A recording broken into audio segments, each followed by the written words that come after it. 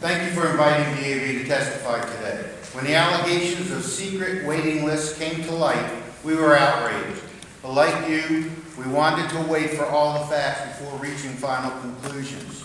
Today, there is no longer any doubt that the serious problems uncovered by this committee and validated by VA's OIG are real and must be corrected. Over a decade ago, VA faced similar crisis. In May 2003, a Presidential Task Force, or PTF, appointed by President Bush, reported the following, and I'll quote from this book.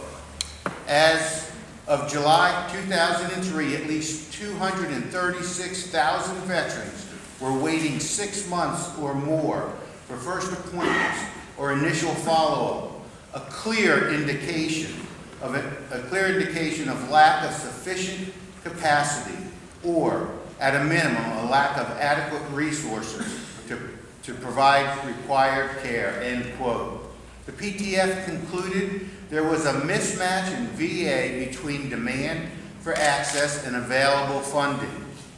As Mr. Michaud pointed out earlier, at a hearing here in February 2004, Secretary Principi sat at this table and stated, "I asked OMB for $1.2 billion more than I received." 1 year later, after stating unequivocally that VA's budget for FY 2005 and 06 were sufficient, Secretary Nicholson admitted VA needed an additional $975 million for 05 and $2 billion more for 06. Even when VA accurately indicates its needs, OMB passed back a lower number in the final budget. That's why DAV and our IB partners have testified over the past decade that VA's medical care and construction budgets were inadequate. In the prior 10 years, the funding provided for medical care was more than $7.8 billion less than what the IB recommended. For next year, we project it will be $2 billion less than needed. Here's what the Congressional Budget Office said in a recent report, and I quote, "Under current law for 2015 and CBO's baseline projections for 2016, VA's appropriations for health care are not projected to keep pace with growth in the patient population or growth in per capita spending for health care, meaning that waiting times will tend to increase," end quote. In addition, over the 10 years, the funding appropriated for construction has been about $9 billion less than what was needed, and that's based on VA's own internal analysis. Mr. Chairman, in 1905, American philosopher George Santayana famously wrote that, quote, "Those who cannot remember the past are condemned to repeat it," end quote. The question is, will we learn from the mistakes of the past? In our view, the debate over whether there is a mismatch between demand for VA health care and the resources provided is a settled issue.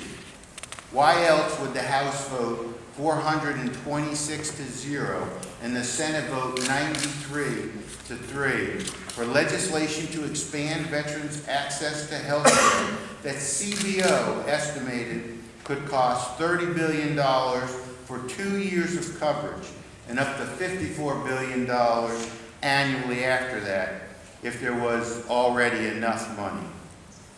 Acting Secretary Gibson testified about the progress made over the past 2 months, adding more clinic hours, filling physician vacancies, and using temporary staffing resources. Secretary Gibson also testified in order to continue this expanded access initiative for this year and the next 3 years, VA will need supplemental resources totaling $17.6 billion.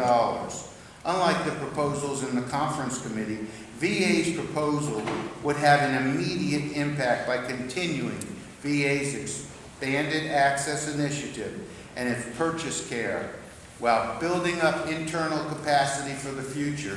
For these reasons, we support the supplemental request approach. Mr. Chairman, DAV has for decades said that funding provided to VA was inadequate to meet current and future healthcare needs for veterans. Sadly, history has proven us correct. It is up to Congress and the administration to take steps necessary to end the mismatch, provide VA the resources it needs, and work with VSOs to strengthen the VA healthcare system so enrolled veterans receive high-quality, timely, and convenient medical care. That concludes my testimony. I'll be happy to answer questions. Thank you.